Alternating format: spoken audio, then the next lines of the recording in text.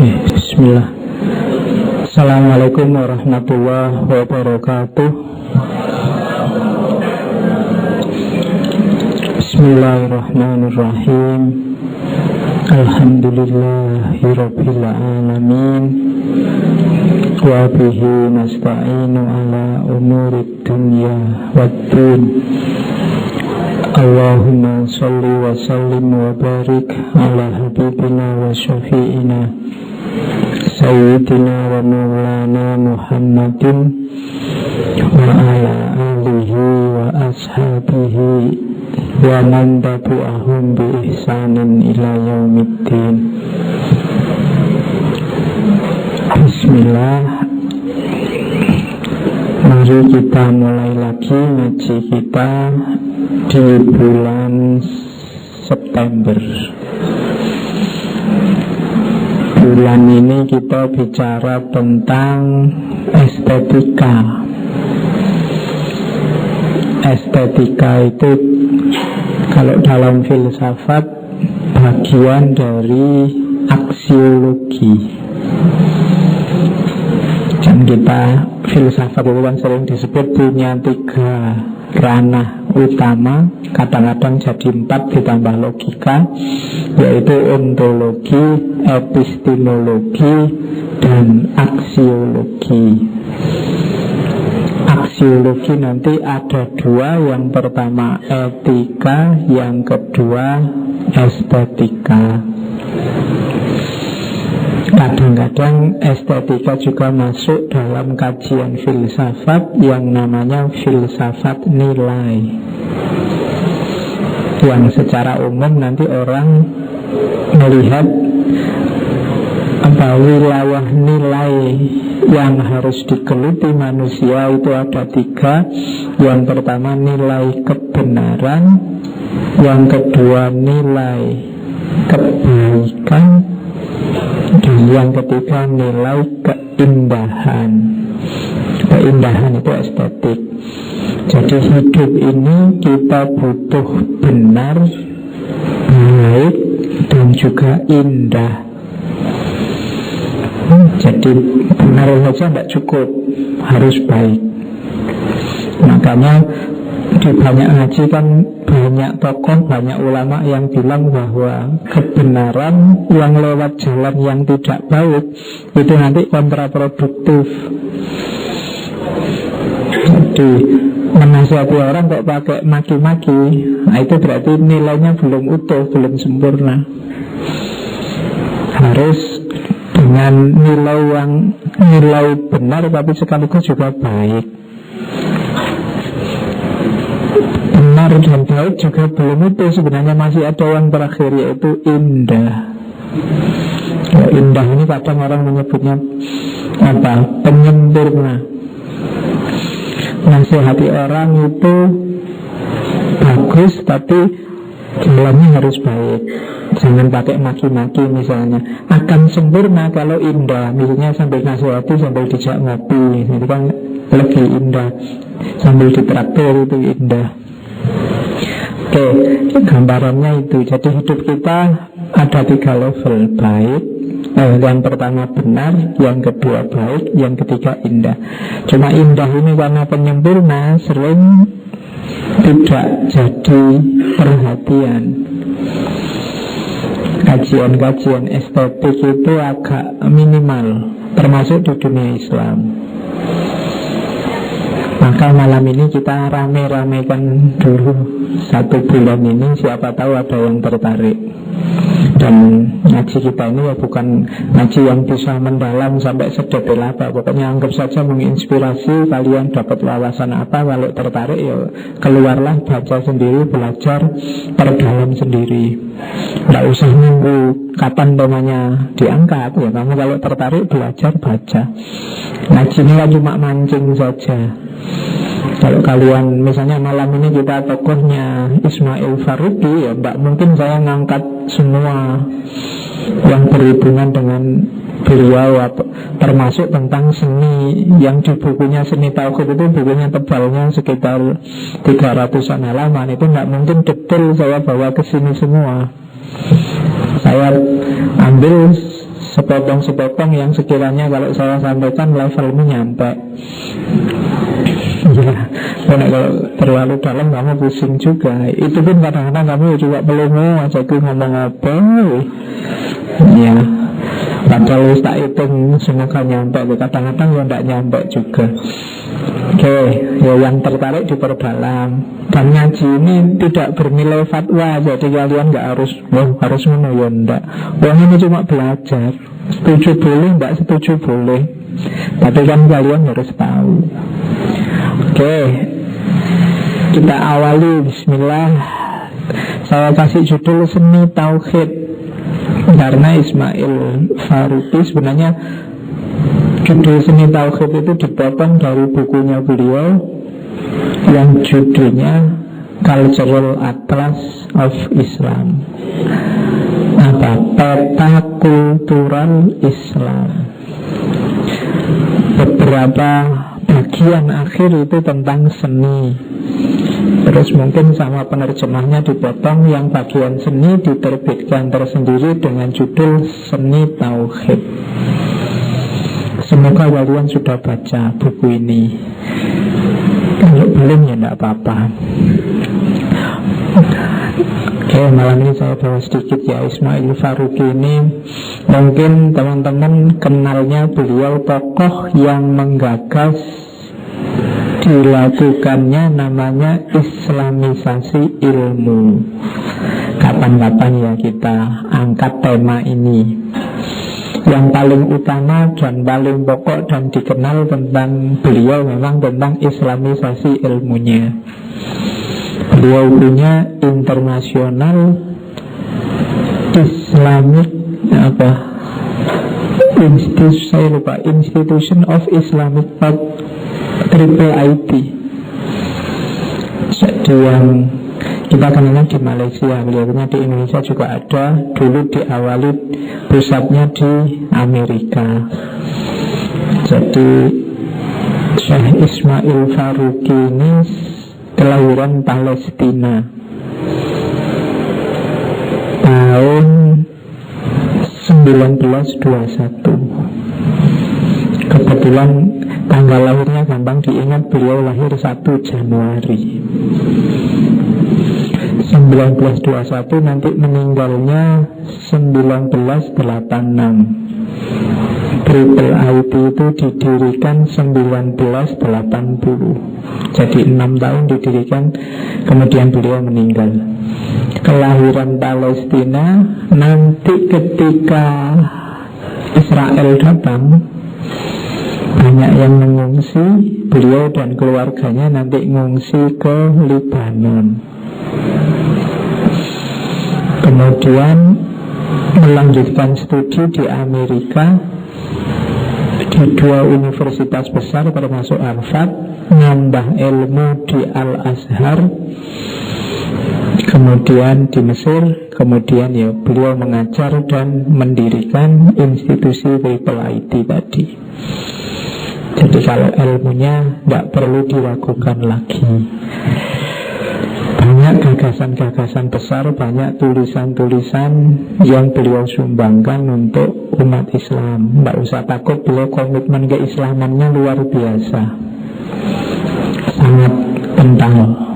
Nah, malam ini kita cek tentang seni. Cuma seni yang jadi poros kehidupan tauhid. Makanya judulnya Seni Tauhid. Paradigma berpikirnya seorang Faruqi itu adalah pemikiran yang dasarnya tauhid. Oke, kita awali dulu ya, kita belajar peta-petanya dulu. Hubungannya apa agama dengan estetika? Ini banyak orang yang tanya, banyak orang yang menganggap bahwa ya tidak ada hubungannya, 2 hal yang berbeda. Agama urusan akhirat, estetika urusan dunia. Kan ada yang bilang gitu. Tapi sebenarnya ada. Ini diringat ya, ini pakai logika, pakai silogisme. Jadi yang pertama, kenapa agama itu ada? Kenapa sih Allah memberi kita agama? Agama itu kan sering kita sebut sebagai petunjuk dari Allah, fasilitas dari Allah untuk kita bisa hidup yang baik. Jadi agama itu diberikan oleh Allah untuk kita biar hidup kita tertib, hidup kita baik. Di situ saya sebut tujuannya agama berapa? Untuk kebaikan kita. Tidak semata-mata biar kita selamat dunia akhirat, tidak. Yang pertama-tama biar kita hidup kita baik. Jadi manfaatnya agama itu untuk kita. Meskipun kadang-kadang akal kita tidak nemu ini baiknya apa, tapi jalankan saja, pasti baik. Allah lebih tahu. Jadi agama tujuannya itu. Nah, tadi saya bilang baik, buruk, kayak tadi ada nilai benar, nilai baik, nilai indah. Baik, buruk, ini kan sebenarnya ranahnya ranah etika. Jadi ranah etis. Untuk hidup kita baik, yang kita terus mengatur hidup. Yang diatur apa? Hubungan kita dengan manusia, hubungan kita dengan sesama, hubungan kita dengan alam. Hubungan semacam ini kan kalau di filsafat namanya etika. Nah, terus orang banyak, ngapain sih hidup itu harus baik, harus etis? Kenapa kita kok harus baik sama teman, baik sama alam, baik dengan sesama, baik dengan Tuhan? Kenapa harus baik? Kok gak rusak-rusakan aja? Emangnya kalau kacau kenapa sih Pak? Ngapain sih ditata-tata, ditertib-tertibkan? Oke. Nah, kayak ngaji ini kan mungkin ada yang protes, mbok ya yang perempuan ada yang di sini nyampur-nyampur kan lebih enak, mungkin ngantukmu hilang, mungkin bayangannya kan gitu. Tapi enggak, kenapa harus ditata biar baik, ditertibkan, biar apa? Nyaman. Biar apa itu di situ? Rasanya itu enggak ganjel, biar pas, enak, nyaman, sesuai. Kan gitu. Kenapa kamu harus baik sama temenmu? Ya biar sama-sama enak, nyaman, enak, apalagi cocok, tentram. Ini kan urusannya rasa. Kalau ini rasa, itu sudah menyentuh estetik. Jadi agama mengatur hidup kita biar baik. Kebaikan itu ranahnya etika. Dan etika ada biar hidup kita tepat, benar, aman, nyaman. Ini kan hal-hal yang hubungannya dengan rasa. Dan rasa itu wilayahnya estetika. Jadi kalau ada yang tanya hubungannya estetika dengan agama mana, nanti masih ada penjelasannya di belakang. Tapi secara filosofis ini ada hubungannya. Ini juga kayak misalnya pakai baju kan diatur. Kenapa sih kita di masjid kayak gini udah korok-korok, mbok yo nggak usah pakai baju aja, wong sumuk. Enggak, nanti kamu enggak nyaman loh kalau enggak pakai baju. Nanti semua ngelirik kamu kan, kamu juga enggak enak, enggak nyaman. Nah, jadi hubungannya di situ. Agama untuk menata hidup kita. Kalau hidup kita sudah tertata baik, kita merasa nyaman. Dan nyaman atau tidak, ini kan wilayah estetik, wilayahnya estetika. Jadi agama berhubungan dengan keindahan. Makanya agama itu kadang-kadang kan dalam tanda petik kamu anggap ini apa-apa kok diatur ya. Sholat aja harus safnya lurus ya, diluruskan. Boleh menceng-menceng sedikit kan tidak apa-apa toh misalnya. Memang harus persis gitu ya, tidak, biar nyaman saja, lebih enak. Oke. Jadi gambaran sederhananya begitu. Kemudian ini lagi ada hubungannya lagi. Agama ini kan harus diekspresikan. Nah, kemudian yang kedua, agama ini harus didakwahkan, antara lain disampaikan. Nah, penyampaian agama, menjalankan isinya agama, itu kan berhubungan dengan emosi, dengan rasa. Jadi kalau teman-teman jeli, beragama itu sebenarnya lebih banyak porsi rasa dan emosinya. Kalau tidak percaya bisa dicek. Jadi kesan orang, rasa orang terhadap agamanya itu dominan. Itu kenapa kadang-kadang orang beragama itu sensitif. Jadi disenggol sedikit langsung ya, karena memang ranahnya banyak berhubungan dengan ranah emosi. Jangan macem-macem kalau sama agama. Orang bisa marah semua, bisa tersinggung semua, bisa. Kenapa? Ranahnya ranah rasa, ranah emosi. Oke. Nah, untuk bisa menyentuh emosi ini, untuk bisa menyenggol rasa tadi, butuh namanya pesona. Kayak kalau kita dakwah, biar orang tersentuh, itu kan harus ada sesuatu yang mempesona orang, membuat orang tertarik. Dua pesona ini namanya estetika. Jadi ada estetiknya, sehingga orang merasa kok bagus ya, kok indah ya, kok nyaman ya didengarkan, kok enak ya dicerna. Itu ranah estetik. Isinya mungkin sama, tapi antara yang ngomong beliau dan beliau beda. Kalau beliau yang ngomong kupingku panas, aku pengen ngamuk. Tapi kalau beliau yang ngomong kok enak ya, itu estetik namanya. Maka orang beragama harus kenal estetika, harus ngerti yang indah-indah. Kalau tidak, ya isinya emosi nanti tidak indah. Jadi itu kalau ada yang tanya hubungannya estetika dengan agama. Oke, paling tidak kan sekarang ngerti hubungannya. Sejak awal waktu paling tidak kalian juga ngerti, oh ada istilah estetika loh, gitu. Maksudnya itu hubungannya dengan agama itu. Ini masih belum masuk ke Faruqi ya, masih pengantar-pengantar. Kalau ini sudah mulai masuk.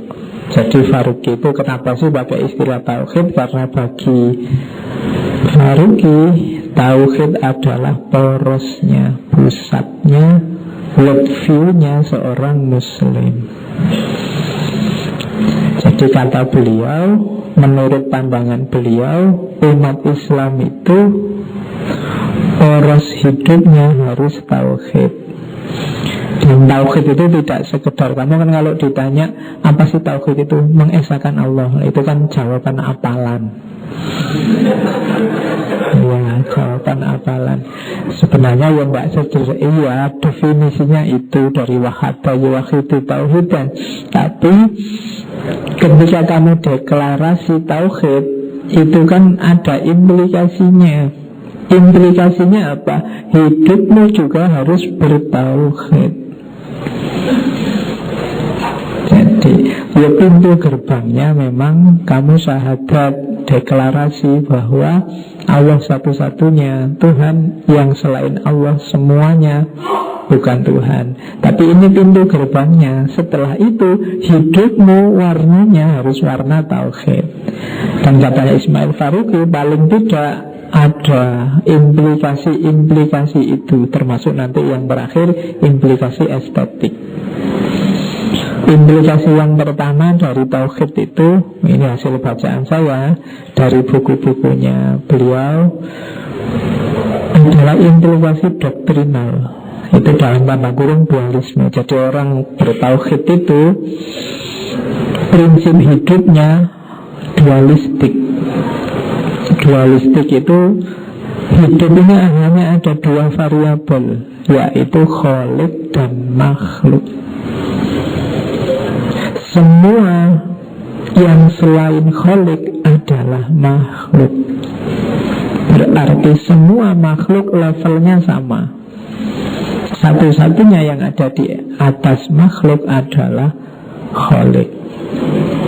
Berarti tidak boleh apapun yang levelnya makhluk diangkat jadi Khalik, atau kamu posisikan kayak Khalik. Ini namanya musyrik.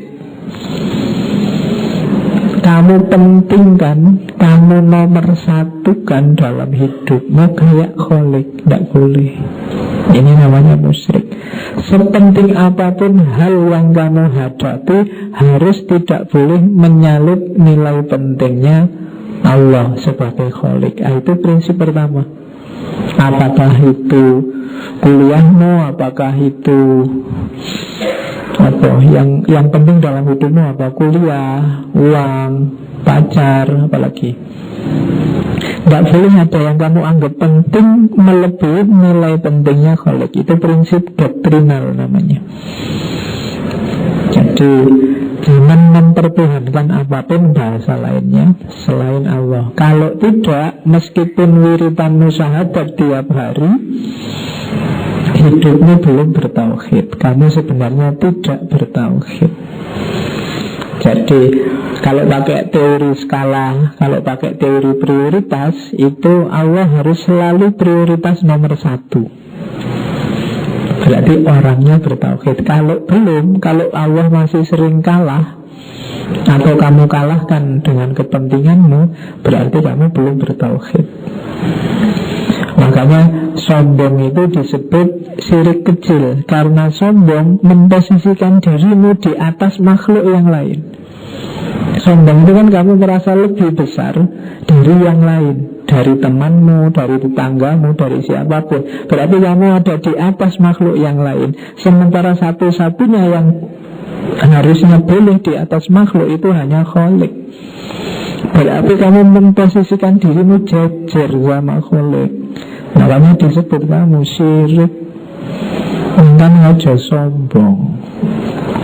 Padahal mendeteksi sombong itu ya luar biasa. Kamu merasa saya sudah nggak sombong loh Pak Bu, ya rada sombong jane. Jadi yang pertama itu doktrinal. Yang kedua ada implikasi ritual, ibadah. Ibadah itu bahasa sederhananya kan menjalankan apa yang diperintahkan oleh Allah dan menjauhi yang dilarang. Kalau kamu bilang bahwa Allah adalah Tuhanmu, semua yang bukan Allah bukan Tuhan, ada implikasinya. Berarti apa yang diperintahkan kamu siap menjalankan. Itu ibadah namanya, ritual. Sama kayak kamu sudah deklarasi nembak pacarmu misalnya, harus ada bukti konkretnya kan. Tidak sekedar pokoknya aku jatuh cinta selesai. Mungkin kamu harus meraktir, mungkin kamu harus apel, kalau di chat ya balas, nggak cuma dibaca. Ya. Kan ada kan kalau di chat cuma diwajib dong. Kalau dimarahi kok chatku nggak dibalas. Lo agama kan cuma memperintahkan Iqra.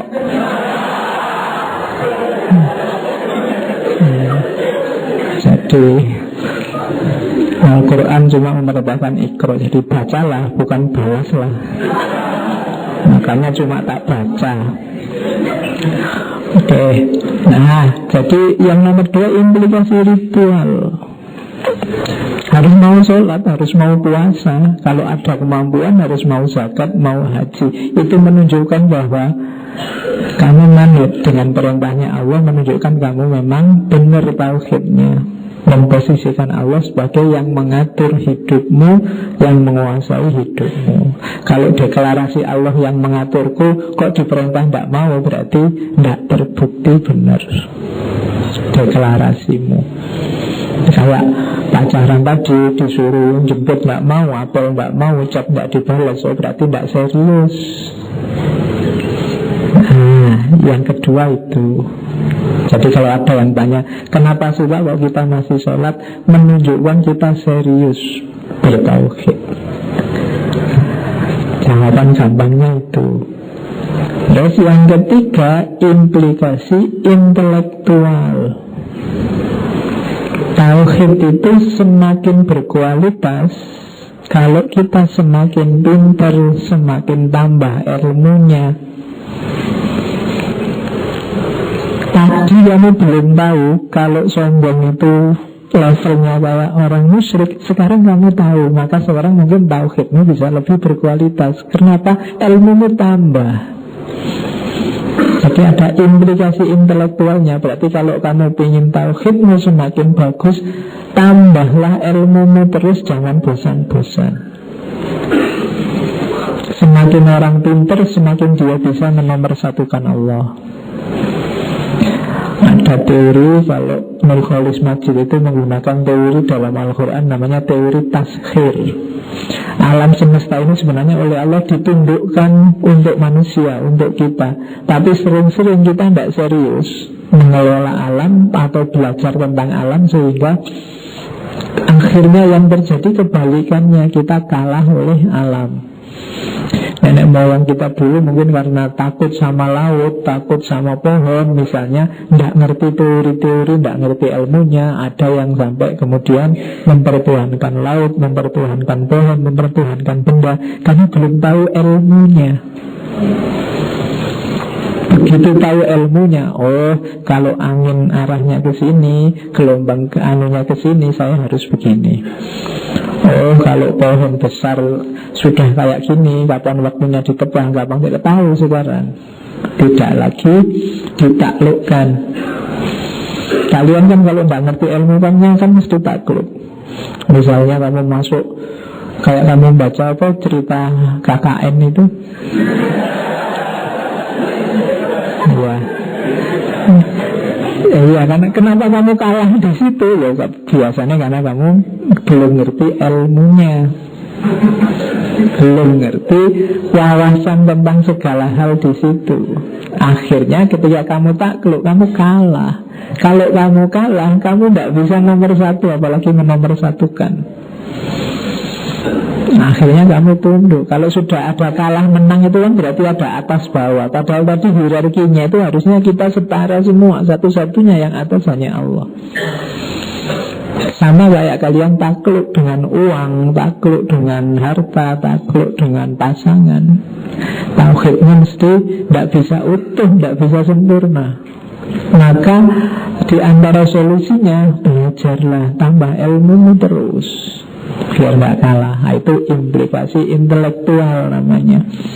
Yang tidak mau belajar berarti tidak serius bertauhid. Yang tidak mau nambah ilmu berarti juga tidak serius bertauhid. Yang ketiga itu. Yang keempat, kalau ini otomatis ada implikasi sosial, baik dengan sesamanya. Semakin bagus tauhid, akan kelihatan bahwa seseorang semakin baik dengan lingkungannya, dengan sesamanya. Kenapa? Tadi logika hierarki tadi loh. Kita dengan yang lain ini setara. Jadi tidak usah kamu memperjuangkan kesetaraan. Baguskan saja tauhidmu, otomatis kamu akan menganggap siapapun yang ada di sekelilingmu itu setara denganmu. Kalau setara kan enak, bisa akrab. Sumbernya problem sosial itu biasanya ketika ada berpikir hierarki. Aku lebih baik dari dia, aku lebih penting dari dia, aku tidak mau ditindas oleh dia, aku menindas dia, dan seterusnya. Secara sosial pasti bagus. Makanya Rasulullah itu bilang unsur akhaka zaliman aw mazluman. Jangan sampai umat Islam itu ada yang zalim atau ada yang dizalimi. Kalau fenomena kezaliman ini terjadi, tauhid tidak berjalan di situ. Karena ketika ada kezaliman, ada atas, ada bawah, ada yang menindas, ada yang ditindas. Ketika penindasan terjadi, ya, tauhid belum wujud. Maka cirinya tauhid sudah lahir itu kehidupan sosialnya bagus. Oke, itu yang kelima. Yang keempat. Yang kelima, tauhid juga ada unsur penyempurnanya. Seorang yang bertauhid itu juga punya ekspresi estetik, ingin yang terbaik untuk Allah. Itu implikasi tauhid juga. Kamu sholat misalnya, harusnya misalnya mazhab Syafi'i itu sholat asal kamu nutup pusar sampai lutut itu sah, auratmu sudah ketutup.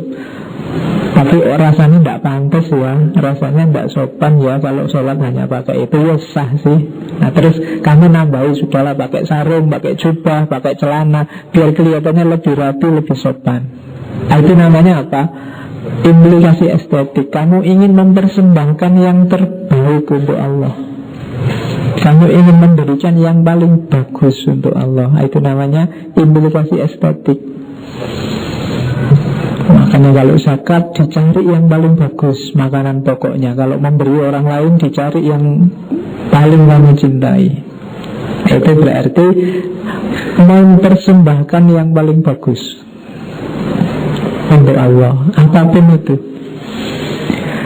Oke, jadi orang yang tauhidnya utuh itu harusnya karakter hidupnya warnanya tauhid, cirinya itu tadi. Hidup didasari doktrin tauhid, dualitas khalik sama makhluk, mau diperintah, mau dilarang, kemudian mau belajar, kehidupan sosialnya bagus, dan siap mempersembahkan yang terbaik untuk Allah. Berikan bagian yang terbaik dalam hidupmu untuk Allah. Memberikan yang terbaik inilah nanti disebut estetik. Allah menyuruh kita membaca sholawat. Kalau hanya saya bilang kayak waktu ngawali ngaji tadi, Allahumma sholli ala Muhammad wa ali Muhammad, itu sudah sah, sudah benar, sudah bagus. Tapi saya ingin memberi yang terbaik untuk Allah, maka lahirlah sholawat yang estetik, ada lagunya, mungkin dibaca bareng-bareng pakai nada, pakai itu kan ingin memberikan yang terbaik, tidak sekedar baca sholawat. Itu namanya estetiknya ada. Ya sama kayak tadi, kalau kamu sholat hanya pakai sarung yang nutup udel sampai dengkul kan sudah beres, tapi kan rasanya tidak pantas ya. Harusnya lebih sopan lah. Terus kami pakai celana, cuma celananya jangan pakai, karena saya ngalami ada yang sholat kaosnya slim fit yang ketat itu cowok, tapi kan sholatnya di depan saya. Terus celananya pakai jeans yang low rise itu, jadi bokongnya kelihatan separuh. Ya. Terus tak pikir-pikir, ya sholat itu kan dari lutut sampai dengkul. Ada daya kalimatnya itu depan belakang loh ya, tidak cuma depan tok. Nanti jangan-jangan kan cuma dari lutut sampai pusar Pak, kan sudah ketutup, belakangnya kan tidak disebut Pak. Tapi lucu kamu waktu itu ngarep pedok. Oke, sering saya lihat gitu kan. Jadi kamu juga hati-hati kalau pakai tas celana itu ya, kamu rangkep ya apalah biar ya tidak tahu sah apa enggak, tapi yang belakang itu kan ya bisa tidak kusuk sholatnya. Kamu kelihatan sampai dalamnya, waduh belum pernah dicuci juga. Oke, ya hati-hati ya. Ya yang sopan lah, di hadapan orang yang kita hormati aja kita juga tidak berani macam-macam. Di hadapan Allah ya pakai yang lebih sopan. Kalau kamu mau ngadep dosen aja kan nggak berani macam-macam, kamu pakai sandal aja diusir. Ya Allah tidak ngusir, tapi kita yang tahu diri. Oke, nah urusan kostum, urusan kesopanan macam-macam itu kebanyakan ada di ranah estetik. Dan jangan salah, umat Islam sepanjang sejarah sangat concern juga dengan ranah estetik ini. Nanti di pembahasannya Syekh Ismail Faruqi banyak. Nanti kita lihat ya, apa bagaimana peradaban estetika Islam. Oke, itu katanya Faruqi, seni Islam tidak hadir untuk merepresentasikan dirinya sendiri, melainkan sebagai representasi dari worldview Islam. Jadi kalau ada yang tanya seni Islam itu apa, ekspresi seni yang mengekspresikan pandangan dunia Islam. Ketika kalian menikmati seni itu, perhatianmu, fokusmu terarah pada, kalau bahasanya Syekh Faruqi, hal-hal transendental dalam Islam. Jadi begitu kamu menikmati seni itu, yang muncul di kepalamu, yang terasa dalam dirimu, itu hal-hal yang mendekatkanmu dengan Allah. Gampangnya itu. Jadi bukan hal-hal yang malah menjauhkanmu dengan Allah. Worldview Islam itu kan porosnya nanti Allah. Jadi gampangannya itu. Tidak pertama-tama seni Islam itu yang pakai bahasa Arab, atau seni Islam itu yang pakai kalimat-kalimat kalimat-kalimat bagus, kalimat-kalimat indah dari agama. Enggak. Yang pertama-tama seni yang diekspresikan dan dinikmati dalam rangka kamu ingin semakin dekat dengan Allah. Itu karakter utamanya itu. Makanya dasarnya worldview Islam. Nanti dalam sejarah lahirnya macam-macam. Oke, cirinya apa? Yang pertama adalah ini menjawab kritikan.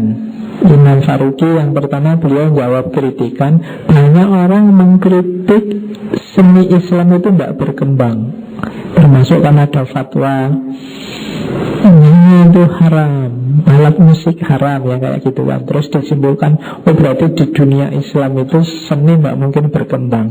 Tapi dalam sejarahnya ternyata berkembang pesat loh. Seni apa saja, seni musik, seni rupa, seni suara, sejak zaman dulu berkembang. Tapi kan dalam Islam ada larangan-larangan. Iya, larangan itu bukan kok larangan tidak boleh berekspresi estetik, tapi ada batas-batas orang beraktivitas seni.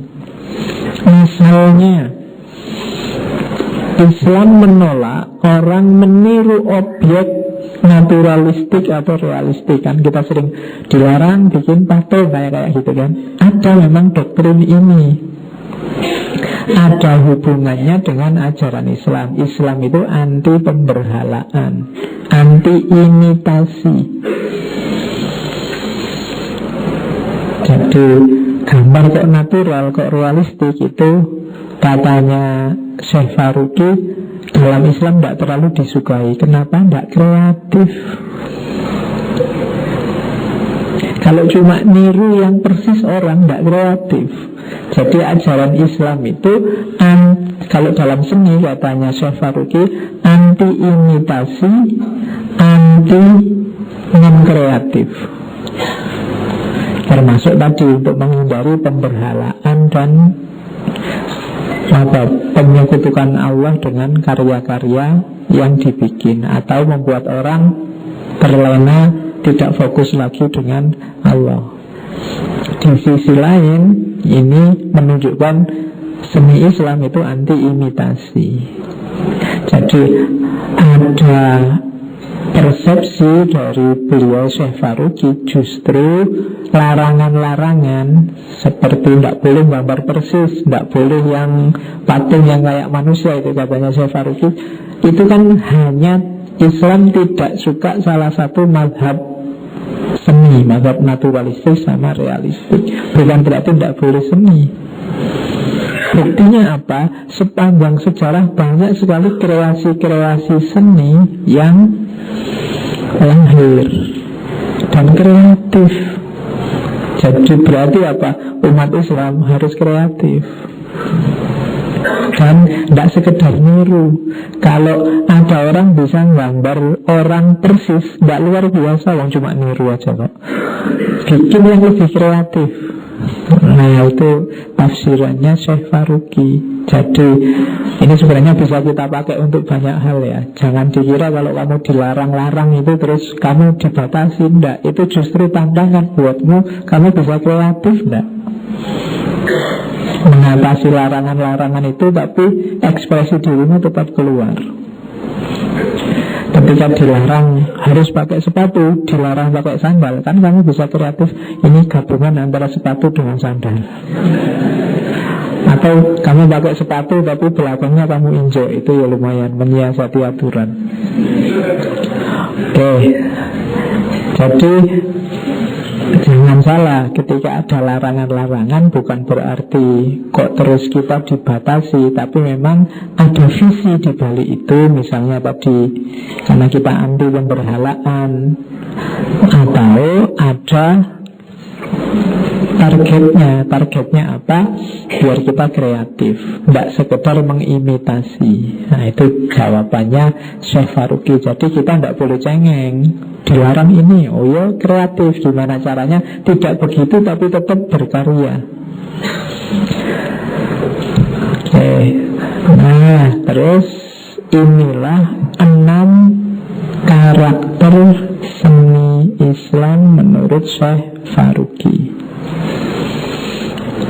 Jadi ini ada di semua jenis seni Islam.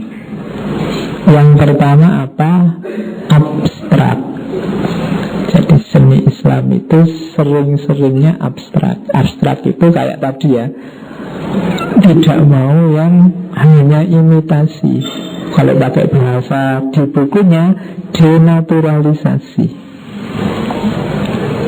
Jadi denaturalisasi itu ya tidak, orang melihat itu harus berpikir dulu, ini gambar apa ya? Ini, itu kan kalau persis kan kamu langsung, wah ini ada gambar gunung, kamu langsung paham. Tapi coba gambar abstrak itu kan kamu mikir. Dan kalau kamu bisa membaca gambar abstrak kan rasanya keren. Oh kamu ternyata kreatif, akalmu jalan. Padahal itu mungkin yang logis ya cuma tapi kamu bisa, oh itu bagus. Nah itu abstrak. Cirinya seni Islam itu abstrak. Tata musik, tata suara, tata ruangan juga ada rahasianya, abstrak. Abstrak itu berarti apa? Tidak bisa hanya lihat sekilas terus kamu paham maksudnya. Jadi abstrak. Yang kedua modular. Biasanya modul-modul yang saling bersambung. Paling gampang kamu lihat karpetmu itu, pas bagian gambarnya itu kan ada modul-modul yang saling bersambung, yang rasanya itu ada yang besar, ada yang kecil, terus susul menyusul, kombinasi suksesif yang pengulangan, diulang-ulang terus kan kamu bingung ini awalnya mana, akhirnya mana. Dan kamu kan membacanya, ini maksudnya sebenarnya kenapa sih cirinya kayak gini, ini muter terus kayak daun, muter daun lagi, awal disambung ya nanti nyambung lagi, disambung nyambung lagi. Ini simbol ketidakterbatasan. Kalau kalian membaca ini, bacalah bahwa dalam hidup ini ada yang tidak terbatas. Kayak gambar ini rasanya kalau dibayangkan akhirnya kapan nggak tahu, awalnya di mana juga nggak tahu. Ini kan memunculkan kesan tanpa awal, tanpa akhir. Arahnya kemana? Allah. Jadi jeniusnya seni Islam itu di situ. Jadi biar orang menyadari kelemahannya. Ketika kamu lihat gambar gini kan kamu tidak berdaya sudah, ini gambar apa, awalnya di mana, ujungnya di mana. Rasanya sih memang indah, tapi kok agak di luar jangkauan. Nah, itu kan maunya itu pikiranmu mengarahlah ke yang lebih berdaya dari dirimu. Dia yang tanpa awal, tanpa akhir. Ketemunya nanti Allah. Jadi cuma mungkin kamu nggak pernah berpikir ke sana waktu lihat ini. Kalau ada karpet empuk gini kan bayanganmu bisa tidur aja. Tapi sebenarnya ini ada maknanya. salah satu contoh seni Islam. Dan itu dinamis. Sepanjang sejarah umat Islam sudah ada kreasi-kreasi semacam ini. Jadi sudah banyak, bisa dinikmati sepanjang zaman. Dan rumit cirinya lagi. Ini kan rumit. Kalau kamu sholat mungkin pernah tidak merenungi gambar sajadahmu. Kamu sering tahu sholat sambil nonton sajadah, kilo gambar apa masjid kok kayak gini, ya kan? Itu kan, itu khas karakteristik kita. Memang tidak natural. Kalau ingin gambar yang persis dengan aslinya, ya ngapain kamu gambar, foto aja. Itu ada misinya. Kayak tadi, dia abstrak, modular, suksesif, diulang-ulang, dinamis, dan rumit. Memang maunya begitu. Ada misinya. Jadi karakteristik seni Islam hampir semua begitu. Oke, terus nah, kalau tadi cirinya ya, sekarang hati-hati katanya Syekh Faruqi. Banyak orang salah persepsi terhadap seni Islam. Ini banyak orang pakai logika asosiasi, simbolisme. Jadi kata-kata kan logika simbolisme itu gini loh, ini simbol apa, itu simbol apa. Kalau dalam Islam logika semacam ini tidak terlalu menonjol.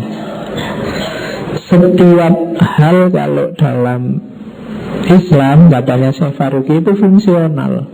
Ada manfaatnya, ada gunanya. Kalau simbol itu kan barangnya ini, manfaatnya apa tidak kelihatan. Tapi kalau seni Islam tidak begitu. Maka memahaminya jangan simbol. Kalau di buku itu dicontohkan misalnya gambar bulan sabit. Kita kan sekarang banyak yang bilang bulan sabit itu simbol Islam, kalau salib itu simbol Kristen. Nah, cara membacanya tidak begitu, katanya Syekh Faruqi. Bulan sabit itu tidak bisa kita klaim sebagai bahwa itu simbolnya Islam. Itu dulu simbolnya tentara Turki Utsmani. Cuma karena kita pakai logika simbolisme, logika asosiasi, terus kalau ini diasosiasikan Islam, kalau itu diasosiasikan Kristen, misalnya yang pakai salib. Cara berpikirnya tidak begitu, katanya Syekh Faruqi. Kalau kita berpikir begitu, nanti kita kayak di agama yang lain dong. Ini mewakili itu, ini bukan barangnya yang ada, tapi yang ada di sana, ini cuma simbolnya. Nah, kita tidak pakai begitu. Makanya Islam anti pemberhalaan. Kaum Quraisy zaman dulu kalau ditanya, kok kamu menyembah patung, Lata dan Uzza? Oh, ini mewakili Tuhan. Nah, kita tidak punya logika semacam ini, katanya Syekh Faruqi. Jadi dalam Islam tidak ada logika itu. Banyak orang yang cuma pakai logika simbolisme ini. Kenapa bisa begitu? Kalau ini nanti bisa kalian bahas, kalian diskusikan. Yang pertama, karena pemahaman gaya barat. Kita memang tidak terlalu intensif di dunia estetika, sehingga teori-teori estetik banyak ngimbar dari barat. Sehingga kita membaca karya-karya seni Islam juga pakai teori-teori barat, termasuk yang tentang asosiasi tadi. Yang kedua, ya minimnya pengkaji tentang estetika. Dan yang ketiga, pengaruh sufisme. Sufisme itu kan kental sekali dengan simbol-simbol, dengan isyarat-isyarat. Itu yang banyak berpengaruh nantinya dalam tradisi estetika Islam. Sehingga terus dibaca banyak hal dalam Islam yang harusnya tidak dibaca secara simbol, kita baca secara simbol. Apa mewakili apa. Nah, itu yang menurut Faruqi harus dikritisi. Jadi itu akar kekeliruannya di situ. Oke, kita mulai masuk satu demi satu. Bagaimana seni yang berkembang di dunia Islam yang basisnya adalah tauhid. Yang pertama, yang jelas seni sastra. Hampir semua seni dalam Islam ada pemicunya. Pemicunya apa? Al-Quran. Seni suara juga nanti puncaknya dan awalnya adalah Al-Quran. Seni sastra juga begitu. Seni rupa, kaligrafi, ornamen itu juga begitu. Jadi kuncinya memang harus diawali dari kita lihat peradaban seni Islam dari inspirasi Al-Quran. Nah, seni sastra yang pertama itu sangat jelas dengan Al-Quran bermain. Tapi Al-Quran adalah puncaknya syair dan sajak, katanya Syekh Faruqi. Menginspirasi sangat banyak sastrawan, meskipun pasti tidak bisa ditiru. Jadi Al-Quran bukan syair, bukan sajak. Al-Quran tidak mengikuti aturan syair, tidak mengikuti aturan sajak, tapi rasanya sangat syair, rasanya sangat sajak. Al-Quran menggunakan aturan-aturan syair, aturan sajak, tapi yang tidak terlalu setia. Jadi Al-Quran ada unsur syairnya, ada unsur sajaknya, tapi bukan itu fokusnya. Itu yang susah ditiru. Kalau kita bikin puisi kan ikut aturan puisi. Oh, puisi itu harus A. Terus kamu habis ngomong A, yang kedua A apa lagi ya. Terus kamu kan ingin menyesuaikan, harus ada A-nya. Kadang-kadang nggak cocok, yang penting A. Kalau Al-Quran misinya tidak ke situ, tapi rasanya terus jadi luar biasa. Habis A, harusnya yang terakhir A, tiba-tiba terus jadi B. Tapi ini hentaan ini yang justru menarik dari Al-Quran. Jadi istimewanya di situ. Makanya pakai istilahnya Faruqi, sublimitas sastrawi. Orang menandingi susah. Terus yang kedua, istimewanya Al-Quran itu menggunakan kata dan frasa maknanya pas. Menyebut manusia itu bisa pakai istilah macam-macam, tapi selalu pas. Kadang pakai basar, kadang pakai insan, tapi pas. Kadang pakai nas, itu pas. Kalau kita kan kadang bingung. Kadang pakai manusia, kadang pakai orang, itu kan kita bingung makainya kapan. Tapi Al-Quran menggunakan istilah macam-macam, pas. Itu istimewanya. Kalau kita coba nambah saja, katanya Faruqi, kita tambah atau kita kurangi, mesti tidak enak. Zaman dulu banyak nabi-nabi palsu. Bahkan tidak lama setelah Nabi Muhammad tidak ada, mereka mencoba bikin wahyu tandingan, tidak enak rasanya.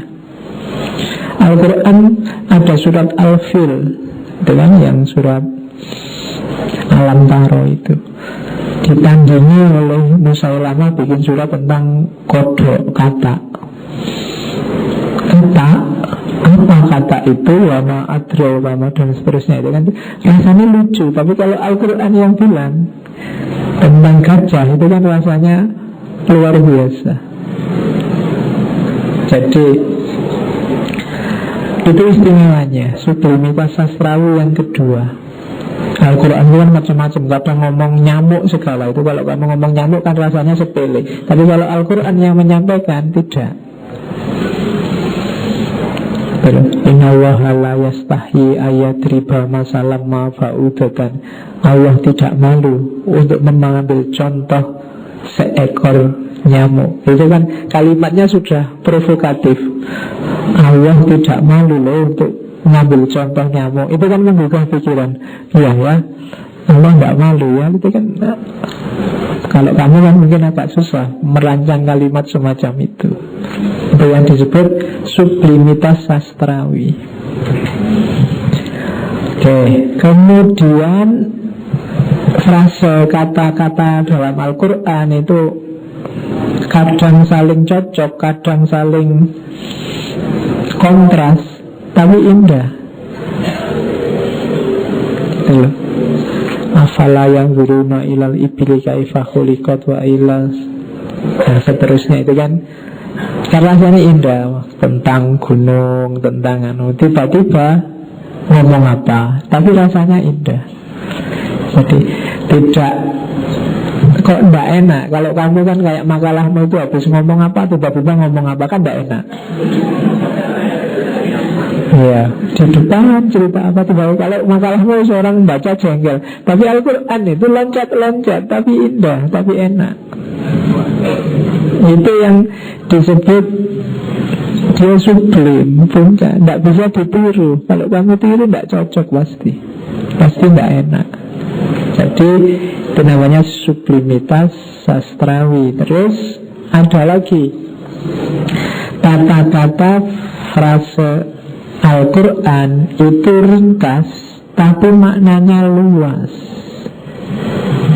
dan kaya. Silahkan dihitung ada berapa juta tafsir yang kita miliki hanya dari satu Al-Quran. Jadi makna-maknanya kaya dan kuat, tapi Al-Qurannya sendiri ringkas. Itu sublimitas sastrawi. Kalau kalian bisa bikin kata dan frasa yang ringkas tapi bermakna, itu luar biasa. Cuma kalau niru Al-Quran tidak gampang.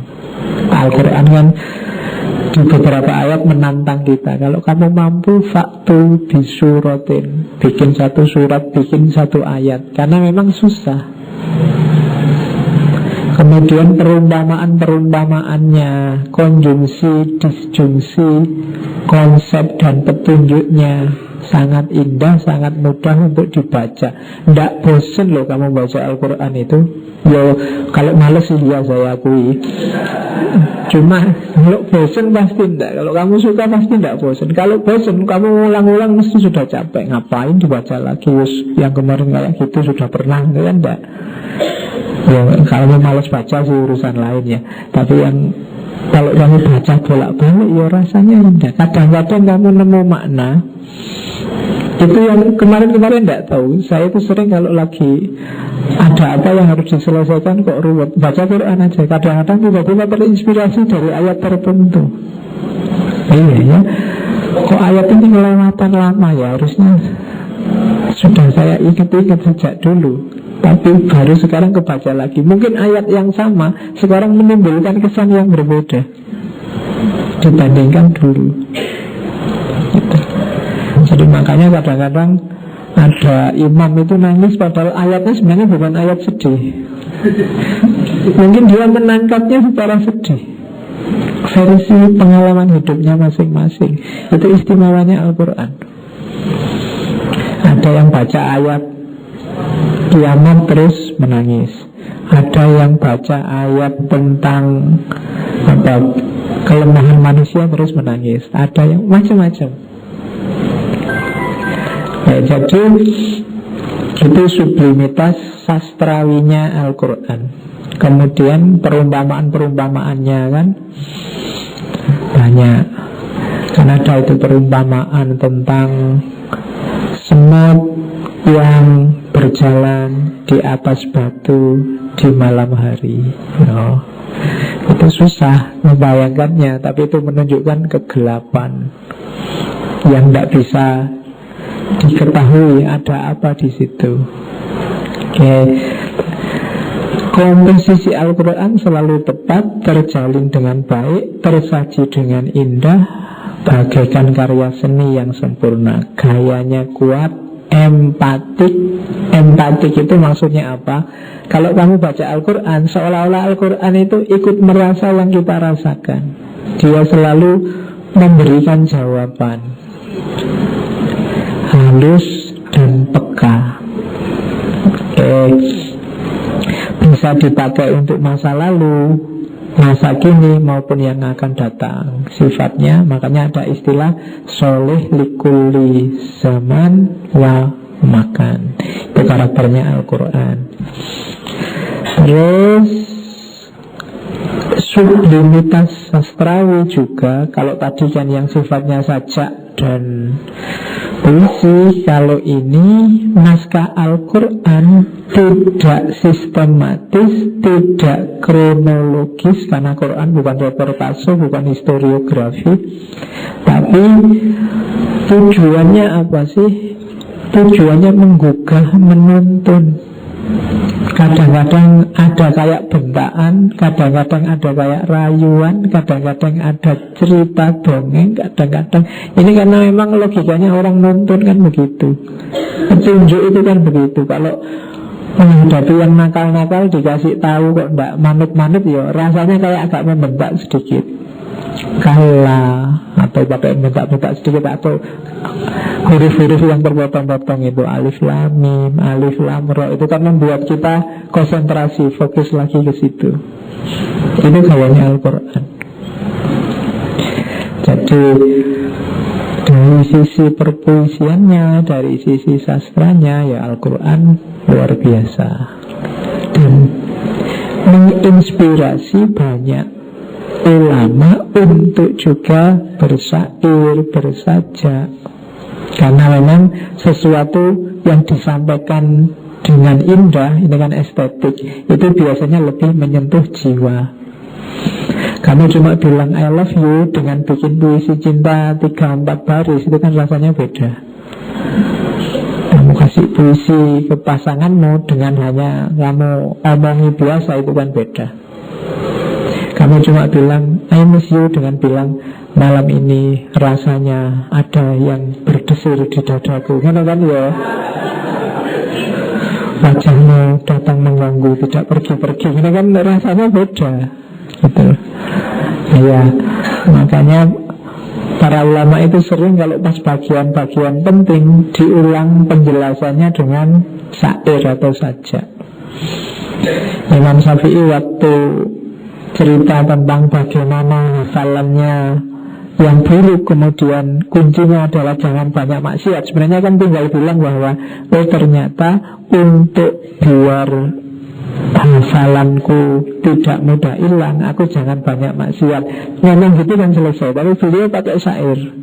Sakautu ila waki su'akhifi, aku mengadu pada Syekh Waki jeleknya hafalanku. Kemudian Syekh Waki ngasih petunjuk fa'arsadani ila tarkil ma'asi. Kemudian beliau ngasih aku petunjuk untuk meninggalkan maksiat, cuma dalam bentuk puisi. Fa'akhbarani bi'annal ilma nurun wa ilmullahi la yuhdali asin, dan memberitahuku bahwa ilmu itu cahaya dan ilmunya Allah itu tidak diberikan pada orang yang suka maksiat. Itu kan kalimatnya jadi indah, daripada hanya bilang jangan maksiat lo ya, ilmu hilang kabeh nanti. Oh, itu rasanya lebih smooth kalau ada, lebih menyentuh jiwa kalau diingatkan dengan puisi. Ya, nanti kalau kami pamit sama dosen mau tidak masuk, mohon maaf Pak, rasanya hati ini ingin berangkat. Tiata dua. Oke, jadi banyak ulama yang terinspirasi oleh Al-Quran. Terus kalau tadi wadahnya, kalau ini isinya. Jadi sublimitas, isinya juga puncak Al-Quran itu. Yang pertama apa? Akal sehat. Katanya Syekh Faruqi, Al-Quran menegaskan bahwa akal sehat dan rasionalitas adalah sikap ideal untuk pikiran manusia. Jadi ada kunci-kunci ajaran Al-Quran yang puncak. Yang pertama, Al-Quran pasti rasional dan mendorong untuk penggunaan akal sehat. Jadi ini yang kita upayakan selama ini. Selama ini kan kita belajar mempergunakan akal sehat lewat jalur filsafat. Saya sering bilang tidak usah khawatir, perintah penggunaan akal itu ada di Al-Quran. Jadi yang belajar filsafat tidak usah galau. Kalau kamu masih ngeri dengan istilah filsafat, ya tidak usah dikasih istilah filsafat, tidak apa-apa. Yang penting kamu tetap mau berpikir. Karena kadang-kadang orang itu lebih trauma dengan judulnya daripada isinya. Mungkin isi, iya. Isinya setuju, tapi cuma karena judulnya gitu, enggak. Nah itu kan sering begitu. Makanya enggak apa-apa lah kalau kamu enggak setuju filsafat, asal tetap mau berpikir yang sehat. Yang cuma istilah aja kok. Nah kalau berpikir yang sehat, yang benar, itu Al-Quran menyarankan, mendorong. Kita sering disindir oleh Al-Quran. Afala ta'qilun, itu kan kalau pakai bahasa Indonesia, kamu itu kok tidak mikir tuh ya, kan gitu. Afala tatafakkarun, afala tatafakkarun. Sering menyebut kita manusia sebagai ya ulul albab, ya ulul absor. Itu kan menunjukkan kita dipanggil dengan karakter paling mulia kita. Wahai yang punya pikiran, wahai orang-orang yang berakal. Itu menunjukkan bahwa Al-Quran menegaskan bahwa akal sehat dan rasionalitas itu sikap ideal untuk pikiran kita. Yang kedua, puncak muatan sastranya Al-Quran, isinya adalah bahwa manusia adalah makhluk terbaik, bebas dari kelemahan atau keterbatasan yang tidak bisa diatasi. Jadi ini kasih sayangnya Allah pada kita. Allah itu menciptakan kita versi terbaik, sudah tidak ada versi lagi. Ada kelemahannya ya, cuma kelemahan-kelemahan manusia itu bukan kelemahan yang tidak bisa kita atasi. Kalau kita tidak mau ngatasi, atau kalau kita mau jeli, sebenarnya problem kita semua ini, kesulitan kita semua ini bisa kita atasi. Kecuali kita tidak mau ngatasi, atau kita cengeng. Tinggal dicek masalahmu, tinggal kamu inventarisir apa, kelemahanmu apa. Itu sesuatu yang pasti bisa kamu atasi. Jadi versi manusia yang terbaik itu disebut di banyak ayat. Masterpiece-nya ciptaan Allah itu manusia. Makanya di depan malaikat saja kita dibanggakan. Malaikat tahu bahwa kita ini punya kelemahan utama, suka gegeran, ya kan? Kita bisanya cuma merusak dan saling bunuh-membunuh ya. Bentuk ekstrimnya membunuh, bentuk biasanya kan gegeran. Kita itu kan sulit kalau ada gegeran, ada kerusakan-kerusakan. Kalau ada kecelakaan itu penontonnya rame.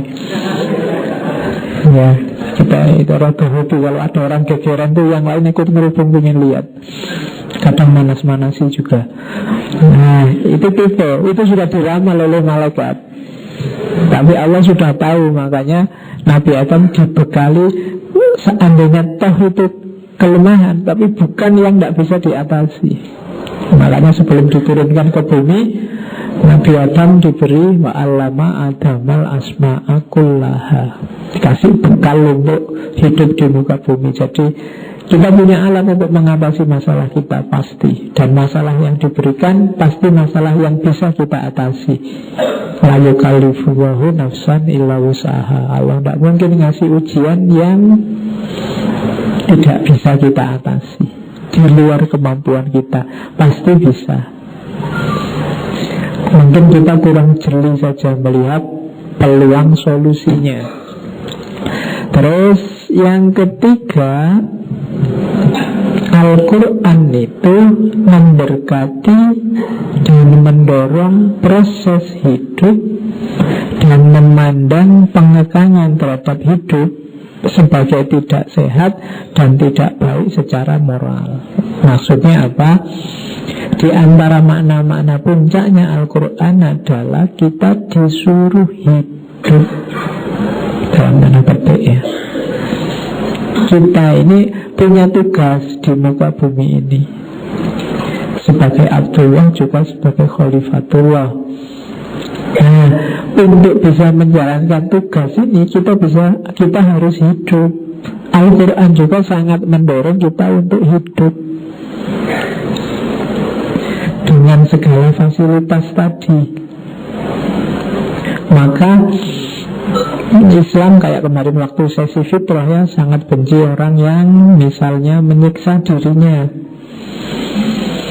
Puasa terus mbak, buka puasa misalnya. Katanya Rasulullah kan ada sahabat itu, wahai Rasulullah, saya ingin dekat terus sama Allah, makanya ana asumu wala aftur, wa ana akumu wala anam. Jadi Rasulullah, saya ini ingin dekat sama Allah, maka aku puasa terus dan tidak buka-buka. Aku sholat terus dan tidak tidur-tidur. Kalau kalian kan dibalik, ana wala akum. Dan aku tidak mau kawin. Kalau kawin nanti sibuk sama istriku, sama pasanganku, nanti lupa sama Allah. Nah itu kan orang tekadnya seperti itu. Terus Rasulullah bilang enggak, jangan lakukan itu. Katanya Nabi, ana asumu wa aftur, aku puasa ya buka puasa, aku ya sholat malam tapi juga tidur, dan aku menikah karena nikah itu sunnahku. Faman rawiba'an sunnati falaisa minni. Jadi sejumlah apapun dirimu tetap harus niat nikah. Ya, tidak boleh putus asa. Ya. Pak, saya sudah capek lelah, saya tak, tidak boleh. Pokoknya niat, pokoknya begitu ada, ayo. Ya, jangan khawatir ya, asal kita mau perjuangkan. Kan saya sering bilang, perjuangan di tangan kita, hasil di tangan Tuhan. Oke, jadi kita manusia biasa yang butuh tidur, butuh makan, butuh kawin. Tapi ya jangan cuma tidur, jangan cuma makan, jangan cuma kawin. Jadi ada porsinya sendiri-sendiri, dua-duanya harus hidup. Kemudian pesan Al-Quran merupakan niat beserta tindakan. Maksudnya apa? Al-Quran itu, Islam itu menyuruh kita berniat baik sekaligus menjalankan perbuatan baik. Jadi tidak cuma niat, tapi juga dijalankan.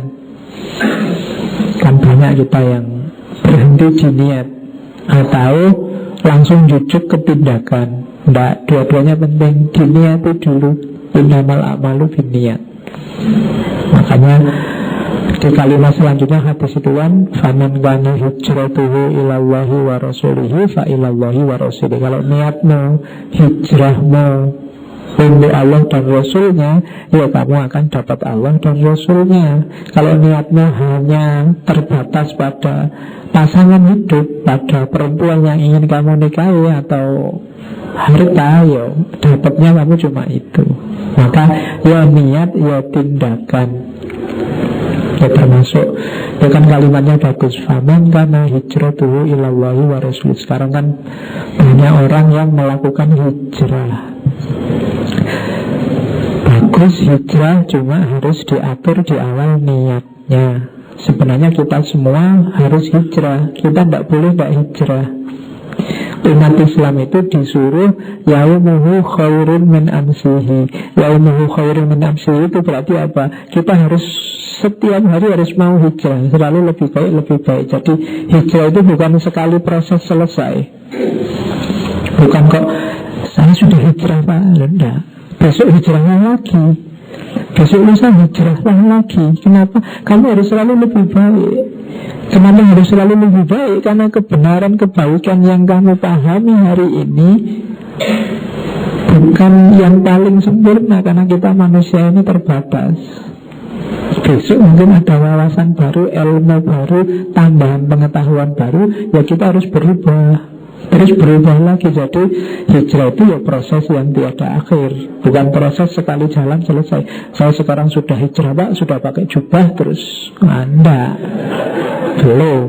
Enggak masalah pakai jubahnya sekarang. Kamu harus siap berubah terus menerus jadi lebih baik, lebih baik. Kuncinya di situ sebenarnya. Oke. Terus pesan Al-Quran juga arahnya ke kehidupan berkeluarga. Kalau ini nggak perlu saya jelaskan, tadi sudah dijelaskan ya, nggak boleh bercita-cita hidup sendirian. Ya, kata Islam bubar kalau semua orang cita-citanya jomblo. Nabi itu membanggakan umatnya yang jumlahnya banyak. Lah kalau kamu nggak kawin-kawin, jumlahnya nggak tambah-tambah. Ya, katanya Rasulullah, wa inni mukasirun bikumul umam. Aku membanggakanmu dalam jumlah. Jadi ya kamu bercita-citalah segera menikah, punya anak yang banyak. Oke, katanya besok itu di akhirat itu para nabi bersama umatnya masing-masing, bangga-banggaan, banyak-banyakan jumlah. Nah nanti kan kasihan Rasulullah kalau nanti aduh umatku kok jomblo semua, tidak ada yang ya tidak bisa diperangkakan. Oke. Terus pesan Al-Quran itu universal. Jadi Al-Quran itu level pesannya universal. Itu maksudnya apa? Semua orang bisa mempergunakan bisa memedomani kebaikan isinya. Bahkan mungkin yang non-muslim kalau ingin, wah Qurannya kelihatannya bagus, boleh, bisa. Dia sifatnya universal, tanpa kecuali. Kemudian berlaku bagi semua umat, komprehensif, tidak usah khawatir, Al-Quran sudah lengkap. Kamu bisa mengambil inspirasi, mengambil makna apa saja sehubungan dengan hidupmu dari Al-Quran. Kemudian yang terakhir, Al-Quran itu menimbulkan sensasi estetik, rasa keindahan dan kenikmatan yang sangat tinggi. Al-Quran itu tidak mesti harus dibaca dengan lagu yang indah untuk dia terasa indah. Mungkin kamu masih terngiang-ngiang bacaan Al-Qurannya ibumu di kampung dulu, yang meskipun nadanya datar-datar saja, tapi melekat di telingamu, dibandingkan mungkin yang bacaan Al-Qurannya sekarang luar biasa.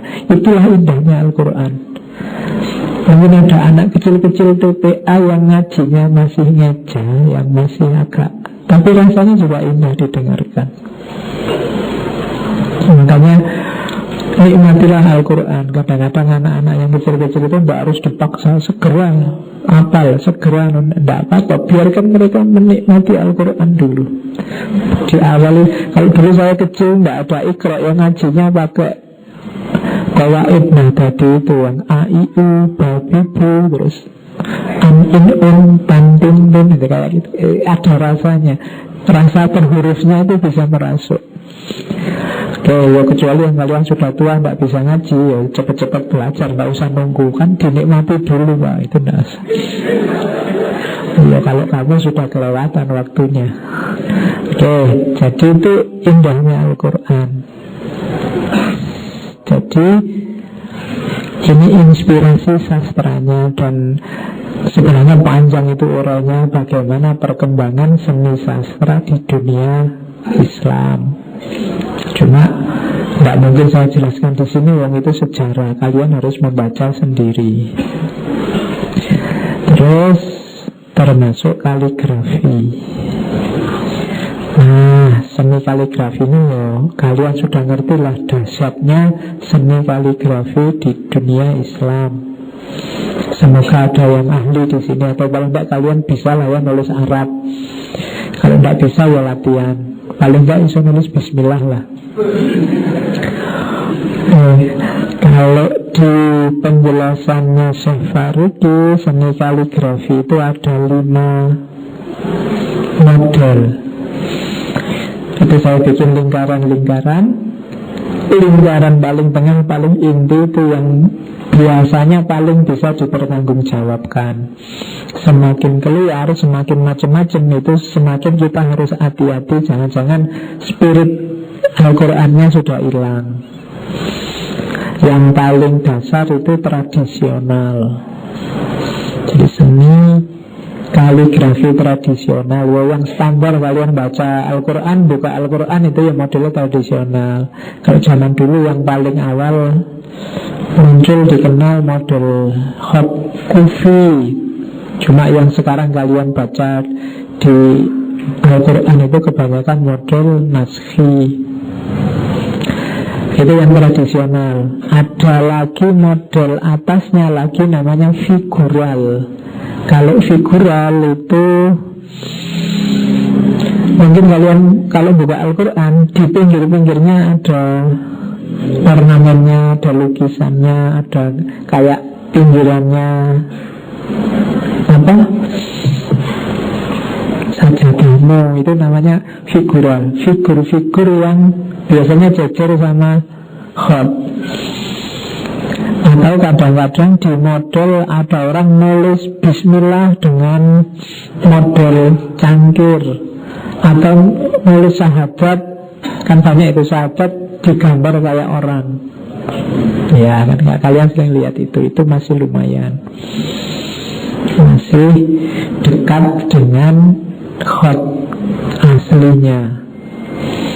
Ada yang level 3. Kalau level 3 namanya ekspresionis.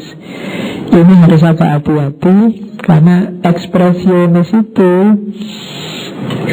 yang didahulukan adalah rasanya si yang bikin kaligrafi. Jadi katanya Syekh Faruqi, ekspresionis itu ya kadang-kadang lamnya dibikin panjang, terus ujungnya nabrak kemana, itu karena mungkin lagi ingin melampiaskan apa gitu. Itu ekspresionis.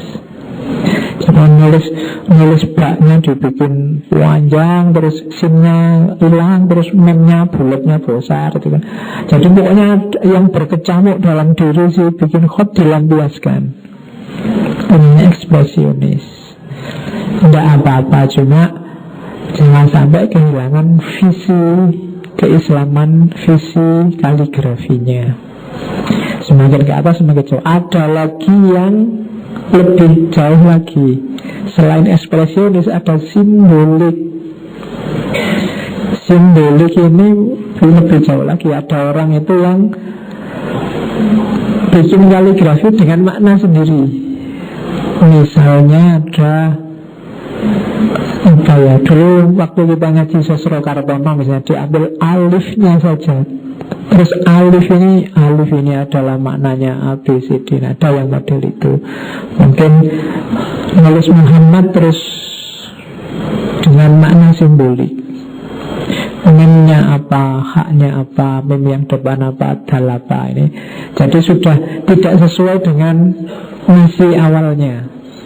Sudah ada makna-makna baru, sudah ada baru. Yang paling jauh adalah model kaligrafi abstrak murni.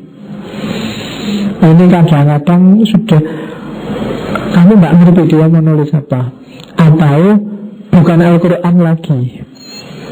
Itu sudah abstrak murni sudah. Mungkin kamu pernah lihat artis yang bajunya kayak kaligrafi tulisannya, kamu bingung itu jangan Al-Quran tapi apa ya, ada Al-Quran kayak gitu, tapi terus kamu tidak berani marah-marah. Itu sudah abstrak murni, tidak ada hubungannya lagi dengan kalau kaligrafi tadi kan sumbernya Al-Quran, tapi kalau sudah yang paling luar itu yang abstrak murni itu sudah tidak. Jadi sudah tidak sakral lagi. Jadi ya, kalau kalian membaca kaligrafi, kalau versinya Syekh Faruqi ya kamu lihat ada di level mana. Ya kalau kalian sih saya yakin ada di level paling bawah, kalian bacanya aja masih ya, kan di model-model ya kamu tidak bunyi pasti. Oke, kalau ada kaligrafi yang rumit kan kamu paling ini bacanya gimana ya. Ada enggak yang kalian kalau Jumatan sambil baca kaligrafi terus bingung itu bacanya gimana ya? Ini ayat atau lagu atau apa itu? Oke, kalau sudah di masjid itu banyak yang agak figural biasanya, di model yang indah-indah, tidak lagi yang tradisional. Oke, dan ini berkembang luar biasa di dunia Islam dimanapun. Jadi yang dianggap oleh Syekh Faruqi ini yang sifatnya homogen dalam sejarah peradaban Islam.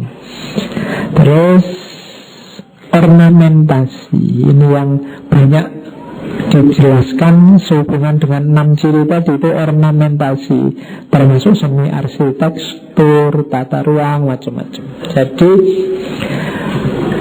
dunia Islam kalau membangun ornamentasi itu bisa di dinding, di tembok, di gelas, ya kayak di karpet ini kan juga namanya ornamen. Cirinya apa ornamentasi Islam itu? Yang pertama kayak saya contohkan tadi, mengingatkan pada tauhid, tak terbatas, kemudian sangat tinggi, tak terjangkau. Itu kan mengingatkan orang pada Tuhan. Kemudian yang kedua transfigurasi. Karena mengingatkan pada tauhid, maka ada transfigurasi bahan. Yang semula barang biasa sekarang jadi barang yang bermakna. Itu transfigurasi bahan. Ini cuma plastik biasa, cuma begitu di masjid terus dikasih tulisan Bismillahirrahmanirrahim, dikasih ornamen apa, ini rasanya jadi maknanya beda. Ya kayak kalau ada kaligrafi di masjid-masjid itu kan ya sebenarnya bahannya sama, cat biasa, semen biasa, tapi maknanya jadi luar biasa. Itu namanya transfigurasi. Temboknya masjid sama tembokmu itu tembok rumahmu itu kan sama-sama tembok dari semen, dari bata. Tapi kan kalau masuk masjid sandalmu kamu copot karena ada makna sakral di masjid. Tapi kalau masuk rumahmu kan sandalmu tidak kamu copot, kecuali kamu diperintah oleh ibumu. Kalau gak dicopot kamu dijewer kalau di rumah. Tapi nilai sakralnya beda, meskipun sama-sama bata dan semen. Itu berarti apa? Ada transfigurasi bahan. Kemudian yang ketiga itu tadi, mengalihkan perhatian dari hal-hal duniawi ke makna yang lebih tinggi. Dan yang terakhir indah dan kaya. Contoh paling gampang dari ornamen itu yang sangat sering dicontohkan adalah arabes. Iya, mungkin ada yang pernah dengar, ada yang belum pernah dengar. Jadi, kalian mungkin sering lihat ornamen-ornamen semacam itu. Itu namanya arabes. Biasanya yaitu saya ambil satu potong, itu kan diulang-ulang, dibolong-baleni, rumit, modular, terstruktur. 6 ciri itu tadi kan kayak arabes tadi. Ini rasanya agung, apalagi kalau besar. Di kubah-kubah masjid itu kan mengingatkan pada keagungan, kebesaran, langsung nyambung sama Allah, sama Tuhan. Ada yang tak terbatas, ada yang tak terjangkau. Nah, kalau kita melihat sesuatu yang tidak ada akhirnya kan rasanya memang tak terbatas dan mengingatkan pada Allah. Sama kalau kalian kalau saya tanya, ayo berapa angka paling besar? Itu kan kalian lah, berapa ya Pak? Paling besar itu ya 9. Nah, kalau itu kan bingung dong, tidak ada akhirnya. Itu kan mengingatkan, ya Pak, tidak ada akhirnya. Kayak Tuhan ya. Segala yang tak terbatas mengingatkanmu pada Tuhan. Sama kayak gambar-gambar arabes ini. Jadi tidak terbatas. Itu yang awal mana, yang akhir mana, batasnya di mana, terus nyambung lagi. Di akhir tembok rasanya sudah selesai, tapi nyambung lagi sama tembok selanjutnya. Itu lukisan arabes. Jadi ornamentasi Islam punya ciri itu. Oke. Ya banyak. Ciri paling dikenal di dunia Islam, termasuk di Eropa, dari seni Islam itu arabes. Ya kapan-kapan kalian perdalam lagi, banyak sekali contoh-contoh arabes. Ya, mungkin di sajadahmu, di buku-buku, di beberapa bangunan tertentu itu pakai ornamen ini. Ini khas dunia Islam. Kalau yang barat, apalagi yang modern, minggu kapan itu kita ketemu kan cirinya sering naturalisme. Bahkan kadang-kadang melukis manusia pun sukanya kan yang natural. Makanya barat awal modern, zaman barat itu banyak lukisan-lukisan orang nggak pakai baju.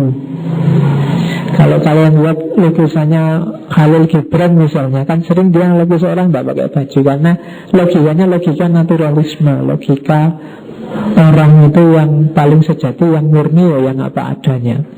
Cuma ini katanya orang Islam kalau kayak gitu nggak kreatif. Yang kreatif itu yang melampaui yang digambar. Jadi yang digambar itu tapi pikiran kita nyampainya kemana. Kayak lukisan-lukisan Arabes ini, gambarnya seperti apa, pikiran kita nyampe kemana. Oke. Nah, ada lagi seni ruang. Cuma ini penjelasannya panjang, saya ringkas-ringkas ya karena waktunya. Seni ruang di Islam biasanya unik juga. Cirinya kompleks dan ambigu. Biasanya ruang-ruang yang terinspirasi oleh seni Islam itu dari luar kelihatan biasa-biasa, tapi begitu masuk ornamennya rumit, detail luar biasa,